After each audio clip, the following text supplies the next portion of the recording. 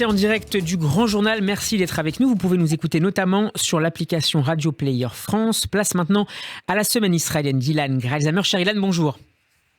Bonjour Steve. Et merci de nous rejoindre. Vous êtes professeur de sciences politiques à l'université Bar-Ilan de Tel Aviv. On va longuement parler avec vous et revenir sur cette crise au cœur de l'Europe en Ukraine et évoquer notamment la prise de position tout à l'heure du ministre des Affaires étrangères israélien Yair Lapid, de manière plus générale pour faire un tableau vaste de cette crise et de la position israélienne. Quels sont les paramètres, Ilan Gralzamer, qui déterminent aujourd'hui la prise de position israélienne dans ce dossier ? D'abord, la première chose qu'il faut dire, c'est que la question ukrainienne a envahi pratiquement toute l'actualité en Israël, ce qui pour certains est bien pratique, puisque par exemple les problèmes de la coalition gouvernementale passent au second plan, ils ne disparaissent pas, mais il ne faut pas oublier qu'il y a d'autres choses. Par exemple, ce matin, le procès de Binyamin Netanyahou a repris après une interruption. Mais c'est vrai que tous les médias parlent d'Israël et de l'Ukraine.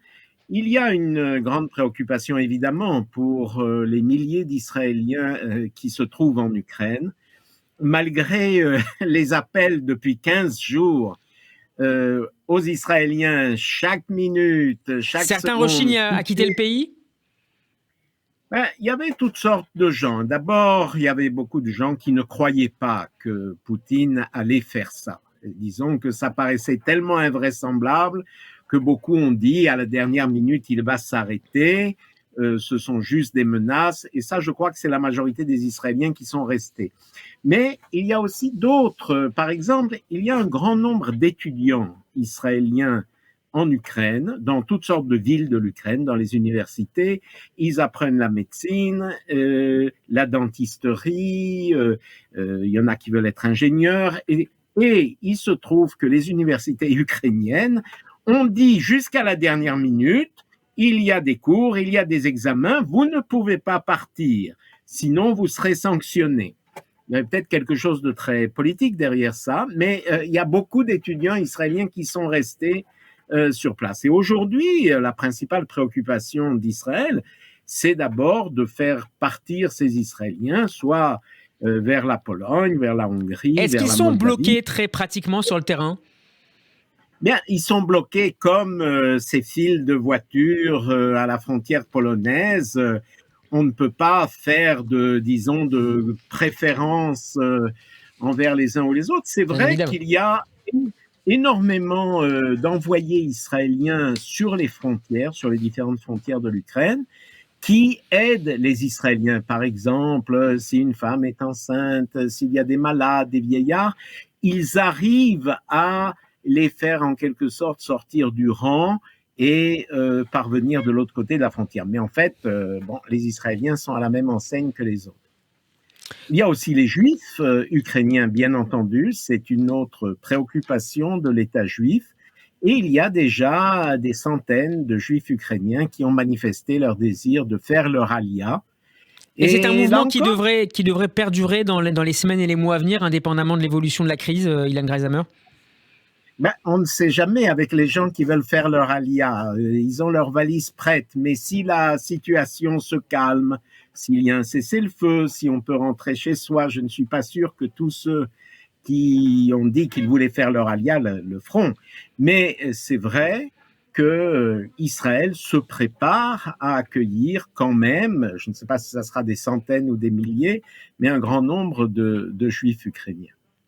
Revenons à la politique pure et à la ligne diplomatique israélienne. On a évoqué tout à l'heure assez longuement, notamment avec notre correspondante permanente à Jérusalem, Pascal Zonshine, la décision, en tout cas l'annonce de Yair Lapid concernant le soutien israélien à une résolution condamnant l'action russe en Ukraine. On a l'impression, Ilan, que cette prise de position est pas forcément évidente à prendre côté israélien et qu'il y a une forme de division des tâches entre les deux têtes du pouvoir israélien.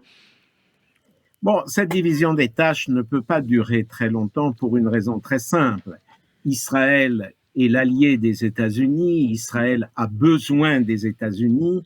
Je ne vois pas Israël refuser au président Joe Biden quelque chose qui est demandé avec insistance.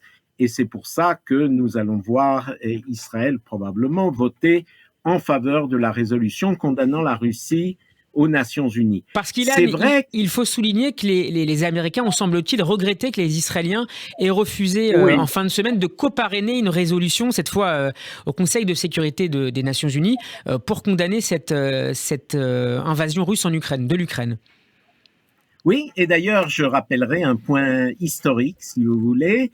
Au début de la création de l'État d'Israël, Israël voulait garder juste mesure entre l'Ouest et l'Est, puisque les Russes avaient voté en faveur de la création de l'État juif. Ça n'a pas pu durer très longtemps, et lorsqu'en 1950, il y a eu la guerre de Corée, les Américains ont dit à David Ben-Gurion, prenez position pour nous, pour l'Ouest, pour les États-Unis.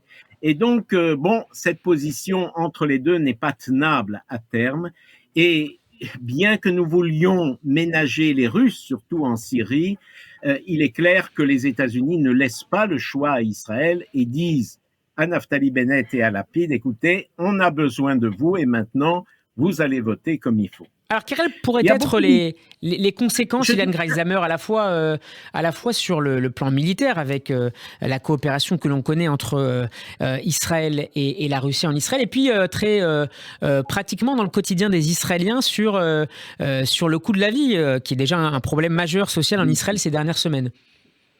Non, mais j'ajouterais quand même encore une chose, c'est qu'il y a beaucoup d'Israéliens quand même qui, d'un point de vue moral, trouvaient que leur gouvernement n'était pas assez clair dans ses prises de position. Nous sommes ceux qui, à l'époque de la Shoah, avons reproché aux nations de ne pas prendre position clairement pour nous parce qu'elles avaient toutes sortes d'intérêts. Nous n'allons pas aujourd'hui dire que parce que en Syrie, voilà ce qui se passe, nos avions, alors on ne prend pas une position morale. Donc, en Israël même, cette position était critiquée. Ça explique en grande partie que Yair Lapid ait pris aujourd'hui une position quand même claire et nette. Est-ce qu'il y a des grandes voix, pour rebondir sur ce dernier point avant de discuter des conséquences, il y a des grandes voix qui ont pris la parole, non, sur cet impératif moral? Non, il y a des gens, il y a pas mal de gens, surtout dans la gauche israélienne, qui ont dit qu'il fallait être plus clair. Mais en gros, il n'y a pas eu de véritable débat en Israël autour des positions du gouvernement. Finalement, Israël va prendre position en espérant que la Russie ne nous gêne pas dans les cieux de la Syrie. Pour l'instant, Poutine n'a pas fait de remarques désobligeantes à l'égard d'Israël. Espérons que... Est-ce que ça peut durer, à votre avis ? Je crois que Poutine a d'autres chats à fouetter actuellement que la position d'Israël et que les avions israéliens en Syrie. Mais il a peut-être de la mémoire, Ilan. Il a peut-être de la mémoire. On va voir. Tout dépend de ce qui va se passer avec la crise ukrainienne. Ni vous ni moi ne savons comment ça va se terminer. Et on va voir si ça n'a pas des répercussions sur Poutine lui-même et sur son avenir et sur sa stature. Il est possible que si les choses tournent très mal en définitive pour la Russie, et on voit des signes économiques quand même très inquiétants pour les Russes, il est possible que le pouvoir du Kremlin soit ébranlé. Donc on ne sait pas trop là où ça va mener, on va voir ça dans les prochains jours. Sur les conséquences économiques maintenant sur la vie quotidienne des Israéliens.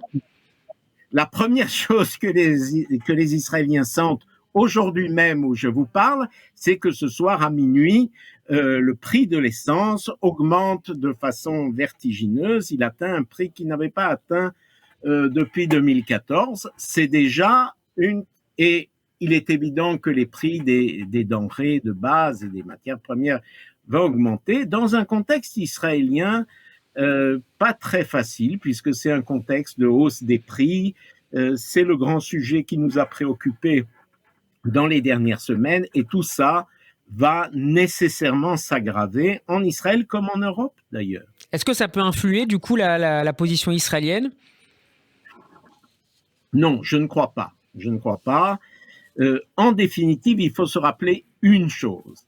Israël est quand même, malgré tout, dans la main des Américains. Qu'on le veuille ou non, on peut se présenter comme indépendant. Non, nous faisons en définitive ce que les Américains nous disent de faire. Et on le voit bien là.